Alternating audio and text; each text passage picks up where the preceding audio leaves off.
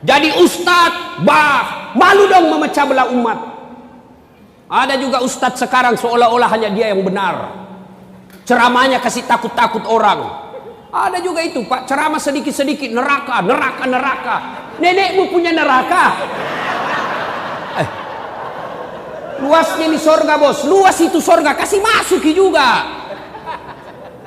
Sedikit-sedikit neraka, bid'ah, masuk neraka. Maulid, bid'ah, tidak ada pada zaman Nabi. Isra Mi'raj, bid'ah, tidak ada pada zaman Nabi. Taksiyah, tidak ada pada zaman Nabi, bid'ah. Kalau begitu, tidak ada pada zaman Nabi. Tolong kau ceramah, jangan pakai mic. Kenapa? Zaman Nabi tidak ada mic.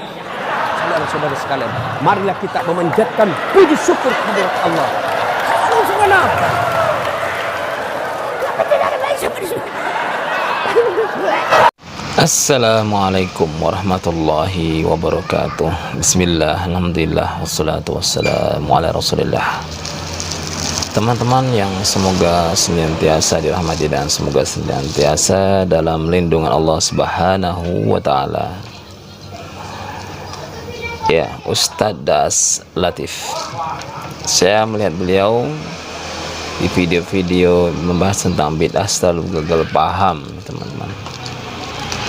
Beliau akan menghubungkan antara ibadah dengan urusan dunia. Kalau di video pertama itu beliau menghubungkan antara takziah, tahlilan, maulidan. Ya, tiba-tiba dihubungkan dengan mikrofon. Karena mikrofon tidak ada di zaman Nabi. Bid'ah dong. Maka jangan ceramah pakai mikrofon, pakai YouTube, pakai Facebook.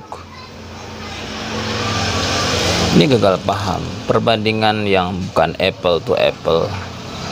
Kok seharusnya membandingkannya antara ibadah dengan ibadah. Jangan membandingkannya ibadah dengan urusan dunia. Mikrofon salah satu sarana prasarana dunia. Ya, bisa saja orang ceramah tidak pakai mikrofon di ruangan kecil yang suaranya jelas kedengar. Nah, kalau ceramahnya di lapangan luas, nggak pakai mikrofon, mau teriak-teriak. Ya, jangan juga nanti mengatakan bahwa di Masjidil Haram juga pakai mikrofon. Nggak ada di zaman Nabi bahwa di Masjidil Haram itu melakukan bid'ah. Sekali lagi, beliau seringkali gagal paham kalau membahas masalah bid'ah.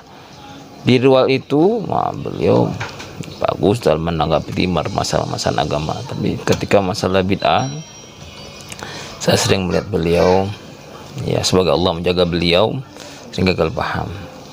Pada dasarnya kan untuk membedakan antara bid'ah dan kemudian dengan urusan dunia itu mudah sekali, teman-teman. Ketika urusan ibadah maka ditanya dalilnya. Ketika urusan dunia, prasarana kepentingan dunia, maka tanyakan ada larangannya atau tidak. Itu saja simpel. Zaman Nabi nggak ada orang makan tahu. Nabi nggak makan tahu, nggak makan tempe. Sekarang makan tempe, bid'ah dan makan tahu, makan tempe. Ya enggak juga. Itu kan urusan dunia. Tanyakan ada larangannya enggak. Zaman Nabi nggak ada maulidan, zaman sekarang ada maulidan. Tanyakan ada dalilnya itu. Karena ini masalah ibadah, tanyakan dalilnya. Adakah Nabi mencontohkan? Adakah Nabi mengisyaratkan untuk melakukan amalan itu? Jika tidak ada di zaman Nabi, kenapa di akhir-akhir ini muncul amalan itu? Maka tanya dalilnya. Kalau tidak ada dalilnya yang jelas, maka ini adalah semacam mengatakan bahwa Nabi tidak memberikan petunjuk terhadap amalan-amalan tersebut, maka dikatakan bid'ah. Kalau ditanya soal lucu, Ustadz Das Latif selalu membawa kegembiraan dikala membawakan konten ceramah beliau, selalu diselingi dengan humor. Lumayanlah untuk menghibur orang-orang atau kaum muslimin yang datang untuk menghibur diri dari keletihan dunia ini, untuk memperoleh ya kegembiraan. ketawa, tertawa, dan terhibur itu. Tapi dong ditambahkan ilmu-ilmunya.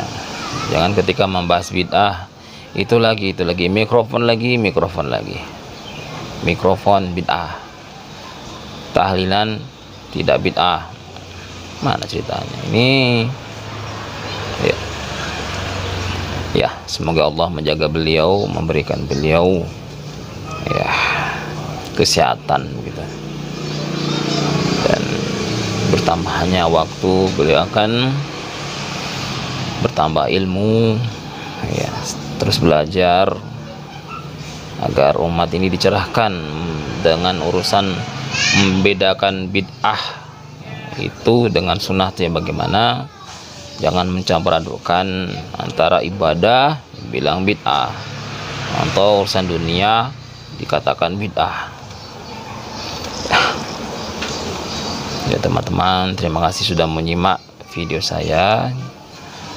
Barakallahu fikum. Assalamualaikum warahmatullahi wabarakatuh.